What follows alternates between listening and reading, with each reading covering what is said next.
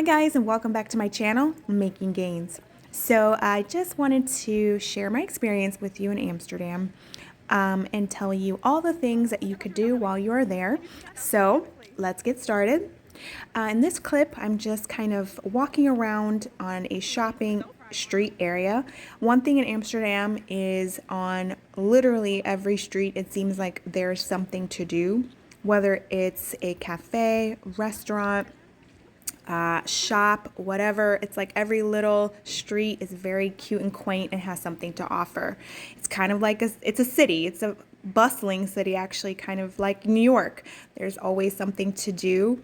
So this right here is actually a really popular street, and here's the name of it. So definitely go there.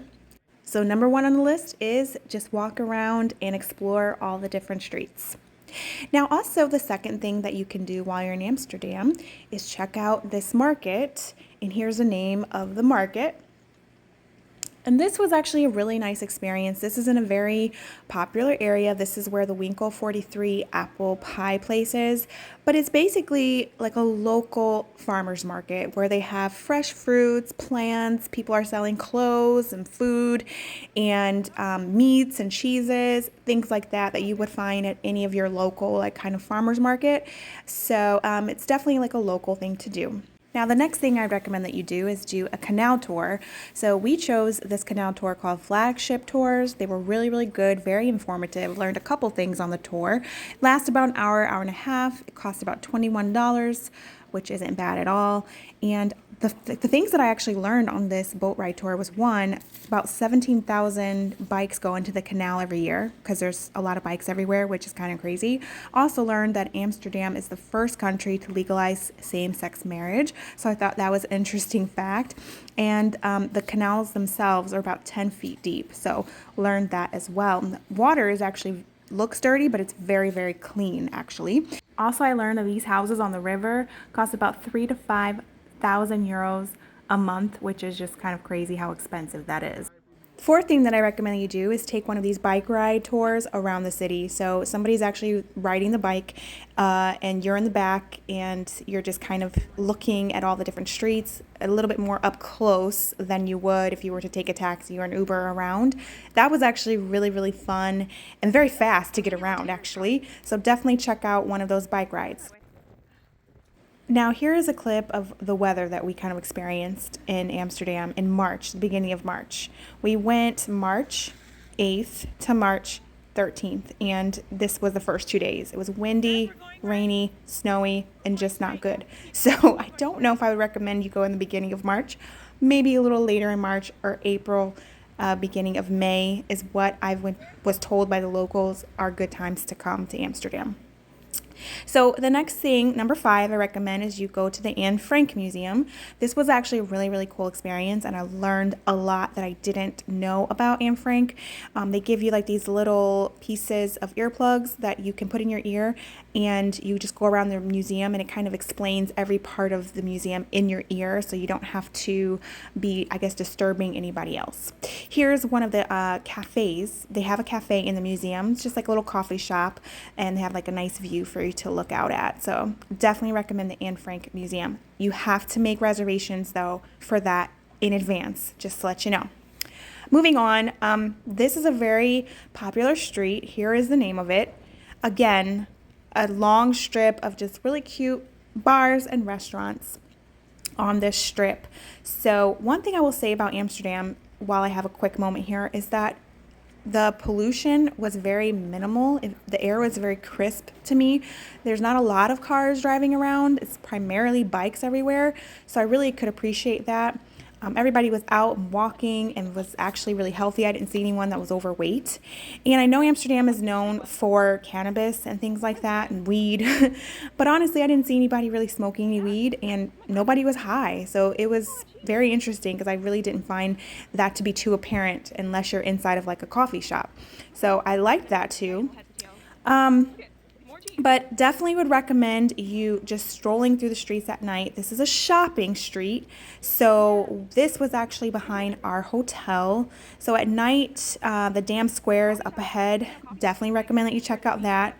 That seems to be like the central area of what's surrounding it with bars and restaurants. So definitely go to the Dam Square. This is actually a food machine that we saw. I'm sure this is for people who are high to grab a quick munchie at night. So this is just kind of walking through the streets at night. So just like walking around in the streets during the day, I recommend that you walk around in the streets at night because it's also very bustling and you just find something on every single street, it seems like. So another thing about Amsterdam, as you may know, is that there's just bikes everywhere.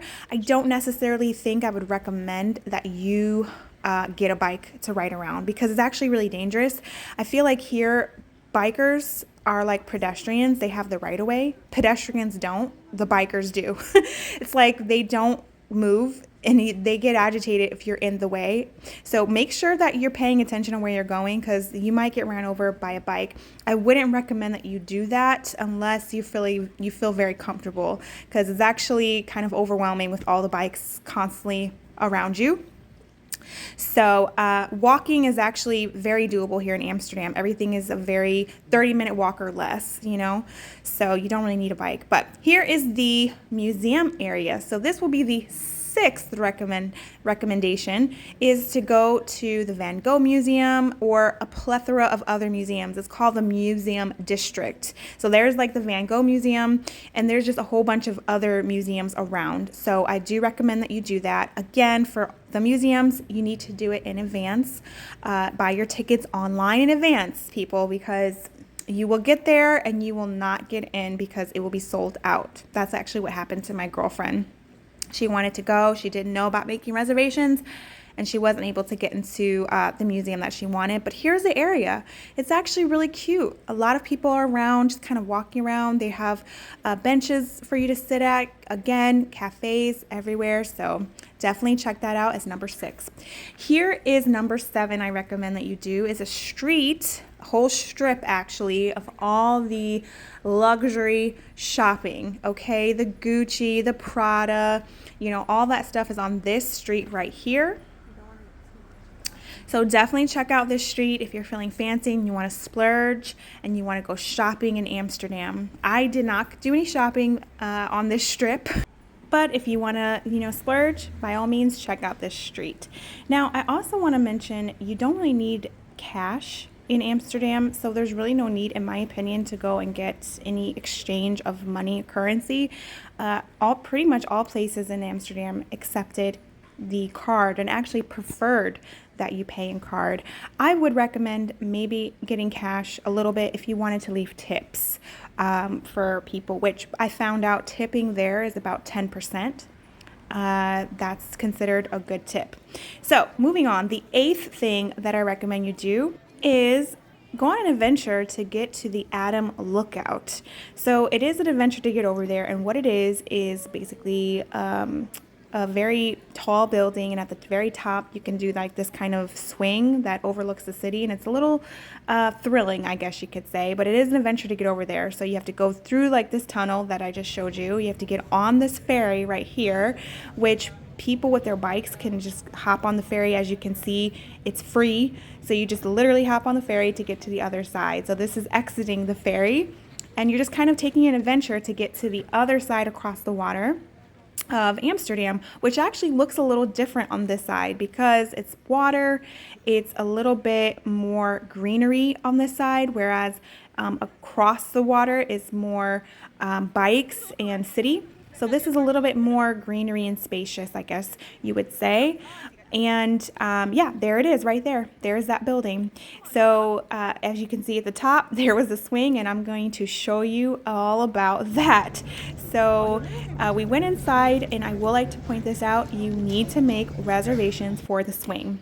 I got there, I wanted to do the swing, and she was like, no. The last reservation was at 9 p.m. and it was already booked for the day. So if you do want to get on that thrilling swing, you have to make a reservation. Now this is all the way at the top. Very, very cute. It overlooks the entire city of Amsterdam.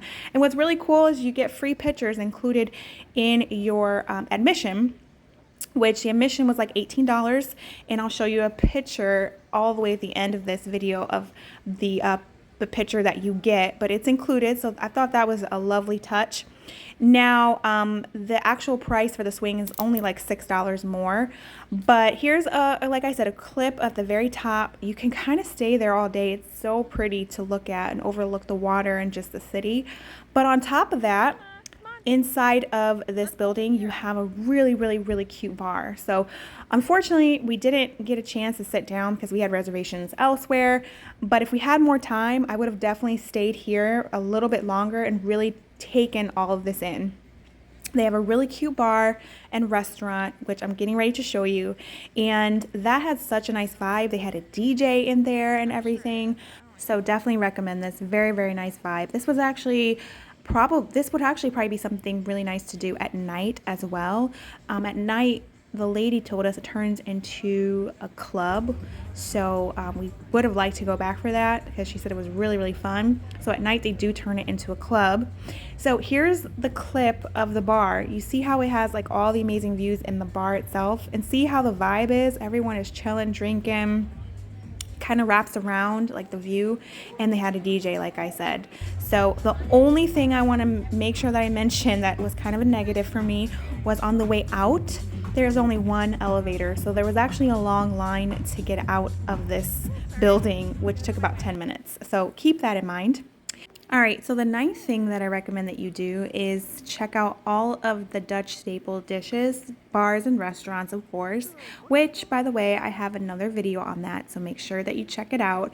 It's a video just on all the bars, the restaurants, and all the staple dishes that I tried in Amsterdam. All right, so moving on from this is the red light district. Number 10 thing to do in Amsterdam, check out the red light district area. You're not allowed to take photos or videos, but it was definitely an experience, an interesting one at that. And you do have a lot of surrounding streets around there that have restaurants open and bars and snacks and other things to do in the red light district besides just walk around and see the women in the windows. I will say that none of the women are like naked or anything like that. So, but it was definitely interesting.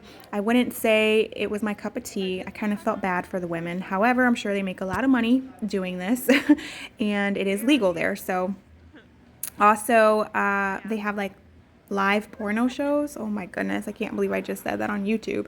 All right, guys, that wraps up my top 10 things to do in Amsterdam. Here is the street where this famous sign is, very Instagrammable opportunity.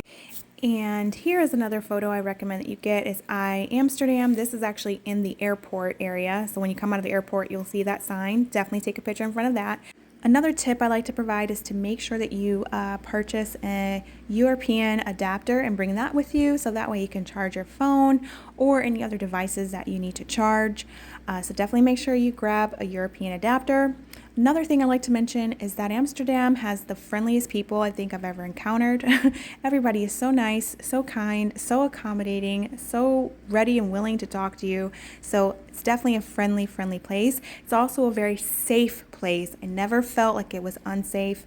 You can walk the streets completely comfortably at night or during the day. And last but not least, here is that photo that you get in the Adam Lookout. It's included in your admission. You get this shot as well as another shot. You get two. So that was really neat. Other than that, guys, I hope you enjoyed my video. And please let me know if you have any questions. I am here to help. Thanks for watching. Bye.